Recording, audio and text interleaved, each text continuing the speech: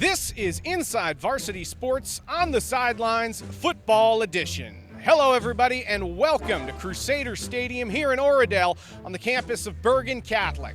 I'm Rich Jacourt, and as we said before, this is On the Sidelines Football Edition, a special week here in Oradell. No, it's not Bosco Bergen. We already played that one. It's the original Jersey football rivalry, the Crusaders of Bergen Catholic and the Green Knights of St. Joe's this Saturday, 1 o'clock right here on this field behind me. We're going to have all kinds of terrific coverage of this game coming up on today's show.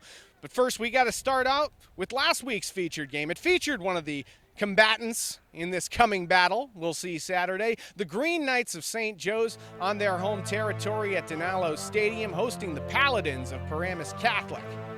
Green Knights would be without star running back Audric Estime, as the junior would miss the game with an injury. But early on, no Estime, no problem for the Green Knights, as they'll hit the ground game with heavy doses of senior tailback Andre Epps, and sophomore Devin Miller-Singh will bring the ball down to the 1 yard line, setting up Michael Alaimo on the next play as the senior quarterback dives in to make it 7-0 Green Knights early. Now to the second frame of action is junior signal caller Dorian Noel for the Paladins, under duress, but handling it like an upperclassman as he connects with Andre Barrett for a first down, and the running game takes over for the Paladins as Jasim Brooks off the delay finds some space on the left side and gets well into Green Knight territory. Dante Johnson also contributing on the ground, finding a seam in the middle of the field, and suddenly the Paladins are within striking distance. Out of the Wildcat, Michael Hudson looks to the left side, but Tarai Powell makes a touchdown-saving tackle as Hudson gets it down to the 1. On the next play, Dorian Noel standing up on the quarterback sneak, gets the ball into the end zone. 7-7 in Montvale. Suddenly we have a football game with less than 2 minutes to go in the half. But the Green Knights refuse to go quietly into halftime as Alaimo looks deep and connects with Albert Serrano to bring the ball into the 10 and set up a chance for the Green Knights. However, Paramus Catholic's running defense holding strong. A pair of nice tackles by senior Kenneth Kennedy, saving touchdowns and forcing the Green Knights into a field goal, but they have no timeouts remaining, so they need to get this off quickly.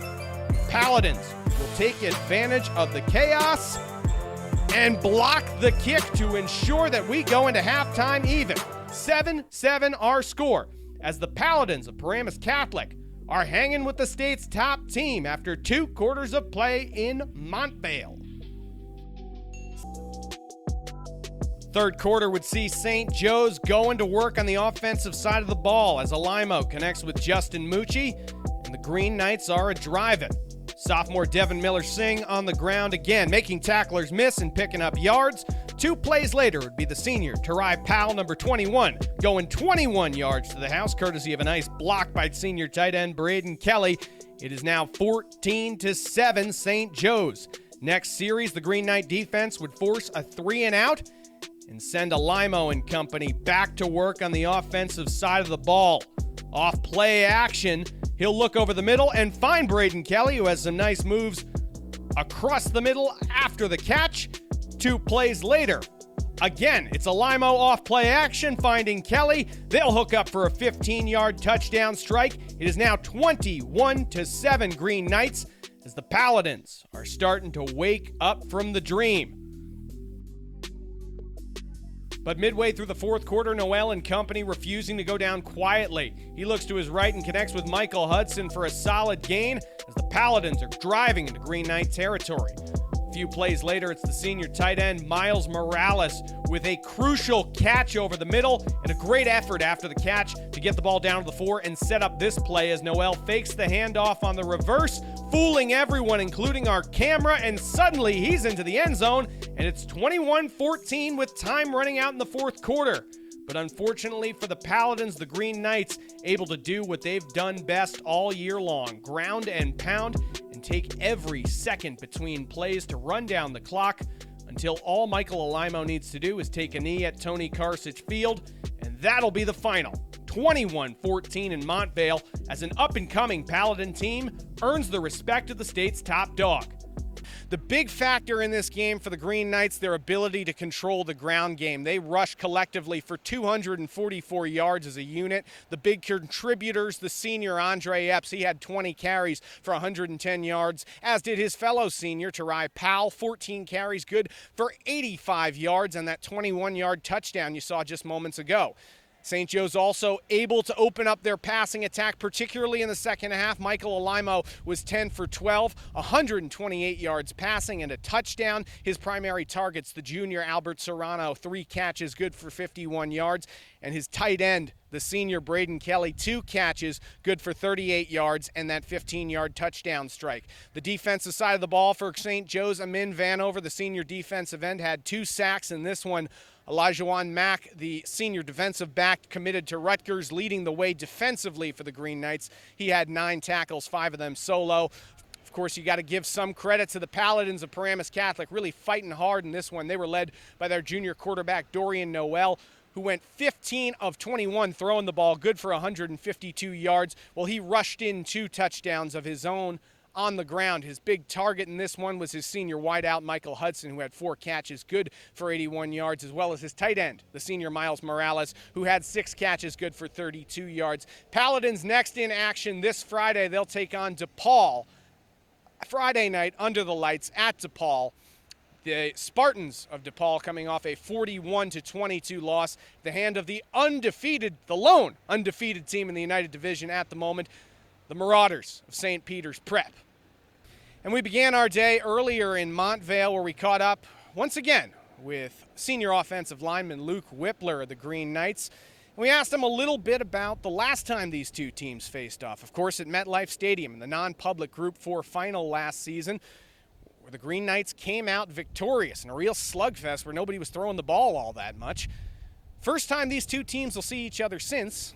We asked Luke if this is a statement game for his side. Yes, for us, I mean, every game in the Big North is a statement game. Whether it's Bergen, Bosco, St. Peter's, DePaul, every win's a statement. And I feel like last December we ended the season the way we wanted to. So we're just trying to build off that and keep adding wins to our record. You know, everybody likes to talk about Bosco-Bergen. That's the rivalry that seems to get hyped up. But, you know, Joe's Bergen, does that one kind of get slept on? Yes, it does. I feel like that's really the diamond in the rough in New Jersey. I mean, everyone always talks about Bergen and Bosco. But us and Bergen, I feel like the past few years especially, it's always a close game. Every year, I'm pretty sure, I don't know if this is official stat, but 7 times, probably in the last 10 years, it's been to overtime. And so it's always going to be a close one. So that's, I feel like, in my opinion, the best rivalry in the state. What have you seen from the Crusaders this year? They're very talented. They have talent over the field. They're well-disciplined, well-coached, and athletic. And we're going to match that with our physicality. So same plan as we come to every game, punch somebody in the mouth, and whoever can stand there longer and take the most amount of punches is going to get this one. How's the dynamic of, like, say, a regular Big North game that matters for the standings and whatnot change versus a rivalry game where it's kind of personal? The blood's boiling all week. That's the best way you can describe it. Usually, like Saturday, you might wake up and get in your game mode. On this rivalry week, it's every morning you wake up and it's like the game's that day. It's just a different feeling. It's almost unexplainable if you've never been part of it. I mean, all week it's just in your mind, in your head. All you're doing is thinking about Bergen Catholic. You see a color red and it just gets you a little upset. And that's just the way it is. All right, so we learned something this week. If you show the color red to Luke Whippler in the coming days, he's not going to be a happy camper.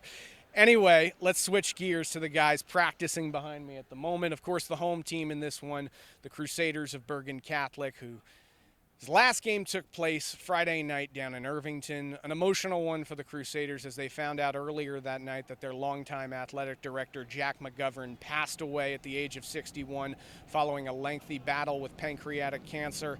And the Crusaders answered the call, taking care of the Blue Knights 42-6 the final. Crusaders producing 332 yards of total offense of this game. Andrew Bowl, the senior quarterback, going 10 for 20, throwing for 159 yards and 3 touchdowns. The ground game also quite effective for Vito Campanelli's group. Ryan Butler, the sophomore, going 16 carries for 86 yards and 3 touchdowns, while Rakim Ross carried the ball 12 times for 49 yards. In the receiving game, Joe Anello had 3 catches, good for 70 yards and a touchdown, while the sophomore Santino Correa contributed as well with 2 catches, good for 36 yards and a touchdown. The Crusader defense holding strong as well, collecting 5 sacks as a team in this game. DJ Samuels, the freshman defensive end, had 2. Esquire Boyce, the sophomore linebacker, had 2, while the senior, A.J. Longo, had 1 as well. And earlier today, we had the chance to catch up with Bergen Catholic head coach Vito Campanelli and began our conversation on a bit of a somber note, speaking about the passing of longtime athletic director Jack McGovern and just what McGovern meant to the program here at Bergen Catholic. I think what he's meant to the whole entire community at Bergen Catholic is pretty hard to describe. I mean, I've been to a lot of eulogies. What his son said today, I think, was as good as any I've ever heard. He's just his character as a person and what he stands for, I think, is everything we want our guys to resemble. And he's just a special person to me, a special person to so many people. And, you know, right now it's more about celebrating the type of man that he was and everything he's meant to our community. And then moving to a lighter note. Last Saturday, you get to watch a guy who was your predecessor at this job, and maybe you know him from some other things, coach a Big Ten football game. I mean, obviously got to be a proud moment for you, but at the same time, does that say something about the quality of football in this division where a guy can go from coaching, you know, one of these teams a few years back and then suddenly he's coaching in a Big Ten game? Yeah, I think so. I think, you know, I think most people who've been around here know that these games do resemble college football games in a lot of ways. And I think that the time aspect and the 12-month-a-year aspect of it, and then Nunes is about as dedicated of a person as you're going to find anywhere. And his tenacious competitiveness and just he attacks everything he does with absolute fire. And, you know, again, I think that he has all the qualities it takes to be successful at anything he does in his life. All right, now bringing things back to this week, I got to imagine this is a game you guys have had circled on your calendar for a while. You know, rivalry aside, just looking at avenging the last time you guys met, what does that mean to you guys? Yeah, I think it means a lot. I think, you know, obviously that taste that you get in your mouth from November 30th till now is not an easy one to take. At the same time, we know that we're playing a real quality football team, and what better place to be than right here on Saturday and play this game? I mean, it's been two of the best teams in New Jersey, and just excited to be part of this one. Sure. That being said, what have you seen from the Green Knights so far? Yeah, it's the same thing that you always see. They're going to be really physical. They're going to fly to the ball. I do think that the one thing I've noticed with them, their secondary is at a level that is hard to match. I mean, they have a great group of kids back there. Tony Williams, one of my college teammates, is their DB coach. So, you know, they got some great guys over there, and they got some good guys coaching them as well. So we're really looking forward to the matchup. Coach Campanelli and everyone else here at Bergen Catholic pumped for this marquee matchup this Saturday. We also had the chance to chat with senior safety and wide receiver Amar Gist and asked him about what the chance for redemption against St. Joe's would mean for him. Amar, everybody likes to talk about Bosco Bergen. You feel like Joe's Bergen kind of gets slept on? Yeah, I do actually. Last year, you know, we played them at MetLife and we lost. So now we're kind of coming back. We're kind of looking for that redemption. There's a lot of, you know, feelings that are there. Sure. Yeah. Well, you talk about that redemption. It's been a long time since that game at MetLife. A lot of time for you guys to think about it. What does it mean to get the opportunity to avenge that loss Saturday? I mean, it means a lot. You know, last year, you know, we came into MetLife. It was a good game. They shut us out, so, you know, that wasn't a good feeling at all. We don't like to be shut out. So now we're coming back, and we have that chip on our shoulder, and we just got to go out there and do everything that we can to try to get the W. When you get into rivalry games, obviously this whole league is so like tough and competitive every game you face. When you get into like a true rivalry game, like one against Bosco or one against these guys, how does that sort of mentality change for you? The mentality is great, man.